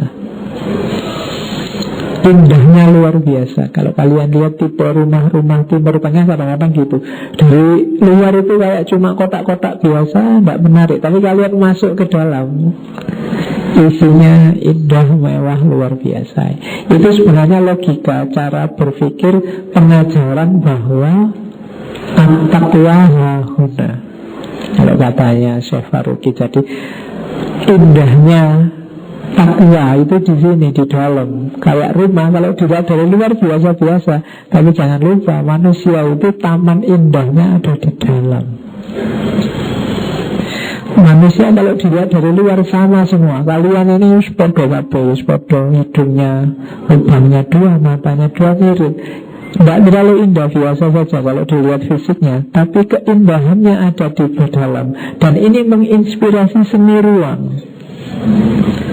Jadi seni ruang yang dari luar, eksteriornya itu biasa-biasa, tapi dalamnya indah, luar biasa. Ya kamu bisa lihat beberapa bangunan khas Islam, istana-istana yang lama itu kan kadang-kadang dari luar kelihatan kayak apa ya, kayak Taj Mahal itu kan dari luar kayak masjid biasa gitu aja kan. Tapi coba kamu masuk ke dalam, lihat bahannya, lihat ornamennya, mungkin kamu kagum. Itu menunjukkan bahwa jangan berhenti di fisik dong, masuk ke dalam.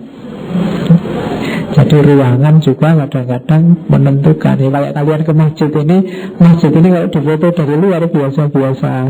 Masjid manapun kadang-kadang ya bentuknya kayak gitu. Begitu masuk ke dalam rasanya adem, indah, agung. Nah, itu menunjukkan bahwa dunia dalam itu lebih penting daripada ornamen luar. Nah, nanti kalian bisa pakai rumus ini kalau bikin rumah. Saya dari luar kelihatan biasa-biasa aja Pak, tapi dalamnya ya kalau ada uang saja bisa begitu. Kalau tidak ada uang, orang yang punya uang kan bisa macam-macam. Cuma logikanya jangan dibalik, kan ada orang itu yang ingin menghias dalamnya saja, luarnya saja. Dari luar kelihatan luar biasa, begitu masuk ke dalam sumpek. Yang punya rumah saja sumpek. Nah itu bunuh diri yang bikin rumah, karena mengenakkan orang yang lihat, tapi dia sendiri tidak nyaman. Jadi logika sederhana sebenarnya ini, tapi ada maknanya yang dalam. Nah itu khas seni ruang dalam Islam. Terus kalau ini seni suara, ini yang sering kontroversial. Ada yang pro, ada yang kontra. Para ulama macam-macam pendapatnya. Ada yang bilang seni suara termasuk alat musik itu haram. Ada yang bilang tidak bisa kok diputus haram begitu saja, dilihat posisi dan fungsinya. Kalau dia malahi itu alat yang membuat terlena. Kalau dia malahi, ya dia harusnya haram, membuat kita semakin jauh dari Allah, membuat kita terlena. Tapi kalau dia justru membuat kita semakin ingat Allah, semakin dekat Allah, ya tidak haram. Kalau hanya untuk iseng, ada yang bilang itu ya mubah atau makruh. Para ulama debat ini. Biasanya kuncinya ada di malahinya. Malahinya itu sejauh mana alat-alat dan seni ini membuat kita semakin dekat atau malah menjauh dari Allah. Ya kalian sendiri yang bisa ngukur. Nah, seni suara itu peradaban seni suara, budaya seni suara, kesarjanaan seni suara oleh Syekh Faruqi disebut handasatus saut. Handasa saut itu dilihat dari 6 1, 2, 3, 4, 5, 6 aspek. Di dunia Islam ada ciri yang sama tentang seni suara ini. Yang pertama apa? Jenis musiknya. Di semua dunia Islam, jenis musik yang disebut seni Islami ini sekarang meluas. Meluas itu tidak cuma musik yang itu saja, tapi sekarang macam-macam. Musik klasik yang nuansanya Islami juga ada, musik populer juga ada.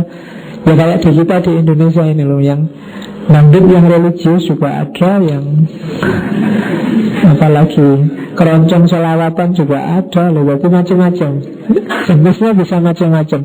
Di seluruh dunia Islam juga begitu, mengikuti budayanya masing-masing. Jadi dari segi jenisnya sudah meluas sekarang. Nah, yang kedua dari sisi konteks pertunjukan. Pertunjukan juga macam-macam. Apalagi Al-Quran. Wah, Al-Quran itu paling laris di dunia seni suara. Selain seni baca Al-Quran, juga Al-Quran kan bisa menginspirasi lagu, menginspirasi pertunjukan-pertunjukan. Sekarang bahkan katanya Syekh Faruqi, kalau ada yang mau meneliti hampir semua acara resmi atau tidak resmi yang dijalankan oleh teman-teman umat Islam itu diawali kebanyakan dengan membaca ayat suci Al-Quran. Nah, itu kan menunjukkan bahwa ini sudah kemana-mana. Konteks pertunjukannya bisa macam-macam. Kadang-kadang pertunjukan apa, kapan itu saya wayang aja membukanya pakai Al-Fatihah loh. Itu kan Al-Quran. Ada pembacaan kalam ilahi, ada macam-macam sekarang. Sudah bisa kemana-mana. Belum lagu-lagu yang pertunjukan-pertunjukan yang menggunakan syair-syair agama. Sekarang tambah luar biasa lagi. Sekarang lagu religius itu kan tidak cuma pop, tidak cuma dangdut, sekarang keroncong ada, macam-macam. Luas, konteks pertunjukannya luas. Konser juga ada. Pakai bahasa Inggris juga banyak. Kamu kan kadang heran, bahasa macam-macam sekarang banyak karena luas. Menunjukkan bahwa seni Islam di bidang seni suara ini kaya. Hadirinnya juga begitu. Partisipasi hadirin ini maksudnya Syekh Faruqi. Sekarang seni musik, seni Islam itu bisa diterima semua kalangan, tidak lagi untuk elit. Musik-musik religius itu kan sekarang tidak cuma itu musiknya anak pondok, itu musiknya santri, itu enggak. Sekarang semua kalangan bisa menerima. Kemudian dari sisi sejarah, ekstensi historis, hasil penelitiannya Syekh Faruqi, musik-musik religius Islam itu punya melodi-melodi, punya ritme-ritme khusus yang bisa ditelusuri bahkan sejak zaman pra-Islam. Kita ada nada-nada tertentu yang khusus untuk seni suara Islam yang homogen secara regional, maksudnya di mana-mana ada 3 cirinya. Yang pertama, chordophones, aerophone, dan membranphone. Jadi alat musik getar dawai kayak gitar, mungkin kalian pernah lihat yang gitar bulat besar itu, gambus besar itu hampir ada di mana-mana di seluruh dunia Islam. Cirinya musik Islam sering ada itunya. Yang kedua aerophone itu yang memanfaatkan udara, kayak seruling itu kan memanfaatkan udara. Dan yang terakhir membranphone yang memanfaatkan kulit, kayak terbang, kayak itu. Sekarang banyak orang terbangan itu tidak cuma di Indonesia. Alat musik pukul yang menggunakan kulit itu kan ada di mana-mana. Makanya kamu boleh bercita-cita jadi pemusik. Kalau dalam Islam bisa jadi penerbang, bagian mukul terbang itu.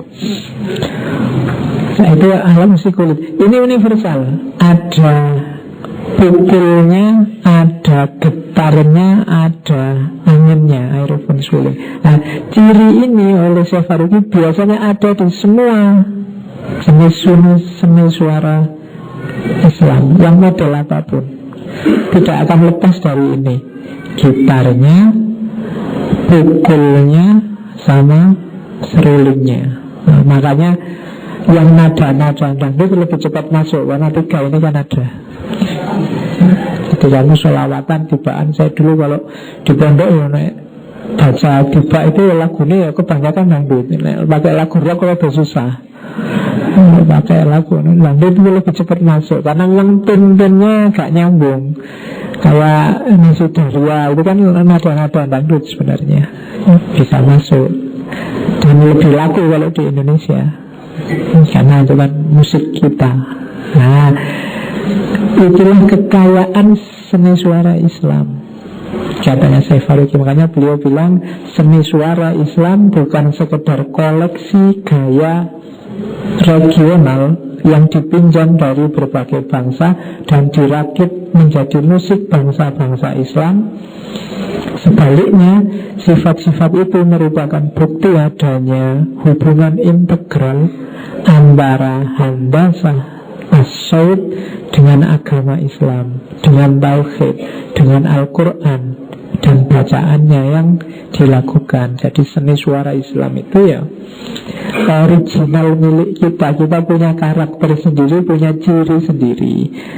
Yang kalau di penjelasannya Syekh Faruqi, poros utamanya sebenarnya lagu-lagu yang ada dalam Al-Quran. Makanya nanti beliau bikin klasifikasi semacam ini. Kalau dikaitkan dengan keagamaan, keberagamaan, ada level-level, ada layer-layernya. Yang paling inti sebenarnya, paling inti berarti kamu tidak usah tanya, ini pasti sangat religius. Yang pertama apa? Lagunya Al-Quran sendiri. Orang baca Al-Quran itu kan pakai lagu, pakai nada. Ya termasuk ada yang tonton model dialek Arab, ada yang dialek Jawa yang kemarin rame itu sebenarnya tidak masalah, itu tergolong lagu Al-Quran. Yang penting kan Al-Quran yang diucapkan dengan tajwidnya, makhrajnya. Nah, itu paling inti. Kalau ini seni suara paling religius, nggak usah dipertanyakan lagi, ya mesti aja religius. Ada lagi level 2, adzan, talbiyah, sholawat. Ini kan dilakukan juga meskipun bukan Al-Quran. Adzan itu kan ada lagunya, kecuali kamu tidak bisa adzan, terpaksa adzan. Itu menyakiti umat Islam di sekelilingnya. Ya, jadi kalau kamu tidak niat adzan itu, saya dulu punya teman KKN disuruh adzan dan dia sepanjang hidup tidak pernah adzan. Terpaksa, saking groginya. Harusnya yang keluar pertama Allahu Akbar, yang keluar pertama adalah Bismillah. Jadi dia mau coba Bismillah dikeraskan, dilakukan. Saking groginya ya. Makanya kamu harus siap dengan momen-momen seperti itu ya. Coba kaget ngimami, kemudian adzan itu mungkin tiba-tiba kamu ditodong, monggo mas itu. Yang harus siap, kalau memang tidak ada siapa lagi yang ngimami, siapa lagi yang adzan. Jangan cuma ngimami, beraninya cuma zuhur sama asar. Ya, itu nanti begitu disuruh imam maghrib terus tanya sama jamaahnya, ini kalau kulhu semua tidak apa-apa toh? Iya, ya tidak apa-apa. Talbiyah juga begitu. Kalau mau ngaji itu kan talbiyah, ada lagunya, ada nadanya. Sholawat juga ada lagunya. Tidak pakai nada juga boleh. Adzan itu tidak pakai nada juga sah-sah saja, cuma kan kurang indah. Ya, kita umat Islam kan mencintai keindahan. Innallaha jamilun yuhibbul jamal. Oke, terus itu layer 2, level 2. Masih religius, tidak masalah. Kadang-kadang ada improvisasi. Apakah itu improvisasi dengan nambah instrumen dan vokal? Sholawat misalnya kadang ditambahi iringan instrumen, atau vokalnya yang lagunya yang dipakai, mungkin pakai suara satu, suara dua, itu kan improvisasi. Saya lihat ada sekarang adzan itu yang duet sudah mulai. Ya, cuma belum ada adzan yang pakai instrumen ya. Nanti rame lagi, tak boleh. Ya, jangan-jangan habis Allahu Akbar terus jreng-jreng gitu. Ya. Tapi itu bisa membuat orang datang ke masjid loh itu. Ya. Kamu nanti dimarahi orang sekampung. Tapi ada, ya kayak selawatan itu kan ada. Nah, yang kayak gini level 3. Jadi kontennya, konten-konten religius, cuma ditambahi improvisasi pakai alat, pakai suara-suara yang dikombinasi macam-macam. Ada lagi level selanjutnya. Jadi semakin levelnya keluar, semakin dalam tanda petik ya religiositasnya agak berkurang. Lagu-lagu ini sudah lagu ini, kalau sudah bukan lagi untuk ritual, untuk ibadah, tapi temanya tema agama. Jadi ini ya kayak nasyid, ghazal. Kalau di Indonesia ya mungkin musik-musik kayak Nasi Daria, kayak Sopos Opek, kayak sekarang banyak. Nah, itu level 4. Alhamdulillah temanya masih tema religius. Yang paling luar itu ya pakai alat, pakai suara, temanya juga bukan tema religius lagi. Ini murni yang dikejar hanya keindahan. Muatan religiusnya sudah tidak ada. Yang ke semakin keluar harus agak semakin hati-hati biar tidak jatuh pada malahi tadi. Tidak jatuh membuat kita semakin jauh sama Allah.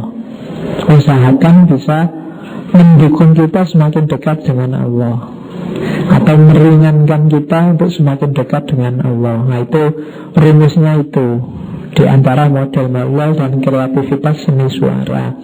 Nah, di dunia Islam macam-macam perbedaan seni suara itu menurut analisisnya Syekh Faruqi ditentukan biasanya dipengaruhi oleh 4 aspek ini. Yang pertama, kedekatan dengan pusat kelahirannya Islam dulu, daerah Timur Tengah. Yang kedua, pengaruh budaya lokal masing-masing. Jadi yang Indonesia mungkin, yang Jawa mungkin ada pengaruh-pengaruh Jawanya, sehingga kemarin muncul ada ngaji lambang Jawa, kemudian ada intonasi, mungkin kamu suaramu sangat medok, sangat Jawa. Itu kan ya kalau memang sudah lokalnya begitu. Teman-teman di Jawa kadang-kadang kan juga susah, karena lidahnya kadang mau alaihim itu ya ngalaihim. Kalau secara tidak sadar begitu keluarnya ngalaihim. Bukan berarti terus dia sengaja ingin dari alaihim diganti ngalaihim, tapi ini urusan lidah memang. Kalau pas hati-hati bisa ngalaihim, begitu ngajinya tidak sadar keluarnya ngalaihim lagi.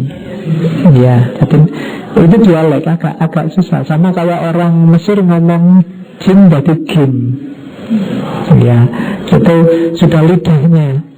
Jadi kadang-kadang kalau pas waspada, hati-hati, benar, jin ya jin, ain ya ain. Baik begitu ngomong biasa atau ngaji sudah lama lancar, tiba-tiba ngalaihim. Di kampung saya kadang-kadang gitu, sudah ngimami itu, sudah asik-asik tiba-tiba wairul maghdubi ngalaihim. Wah, jangan dimarahi, itu dialeknya. Memang begitu, lidahnya memang konstruksinya begitu. Ya kayak kalian kalau jajal ngomong Inggris kan ya mbak karu-karuan. Jangan dimarahi, yang itu dialek lidahnya. Saya juga kalau ngomong Inggris kan banyak yang bilang medok sekali pak. Ya alhamdulillah, berarti asli Jawa. Ya, identitasnya tidak hilang meskipun belajar bahasa Inggris. Yang orang Inggris juga kalau ngomong Jawa kan juga mesti jungkir balik. Mungkin Superman jadi Superman. Ya karena memang lidahnya. Nah, iya, tidak apa-apa, kamu nggak perlu bingung, gak perlu minder karena itu. Kemudian juga proses islamisasi itu juga berpengaruh. Kemudian pengalaman beragama juga berpengaruh. Ini sumber-sumber perbedaan ekspresi seni Islamnya. Jadi itu yang disampaikan oleh Syekh Faruqi. Jadi intinya adalah kita punya peradaban estetik, peradaban seni yang luar biasa di banyak bidang. Islam itu sudah indah, ayo kita ekspresikan secara indah, kita sampaikan secara indah, biar sempurna keindahannya. Jangan yang isinya indah ini terus rusak karena kita menyampaikannya, mengekspresikannya tidak indah. Medianya banyak. Tadi kan mulai sastra, seni tulis, seni ukir kaligrafi, seni suara, seni tata ruang. Jadi para ulama sampai sedetail itu. Kita mengalami yang semacam ini dulu diinspirasi banyak oleh para wali. Bagaimana para wali itu dengan ekspresi seninya menarik orang untuk masuk Islam. Dengan wayang misalnya, orang Jawa suka wayang toh, yuk terus latihan dalang, terus mendalang, pakai gending, pakai ini kan ekspresi estetik. Bungkusnya seni tapi isinya tauhid, isinya agama, isinya Islam. Itulah yang terjadi sepanjang sejarah Islam. Makanya jangan kita rusak Islam kita ini dengan ekspresi-ekspresi yang tidak indah. Karena Islam sendiri dasarnya sangat indah, dan Allah sendiri Sang Maha Indah yang mencintai keindahan. Saya kira itu untuk malam ini, sekedar pengantar ke gagasan seni tauhid.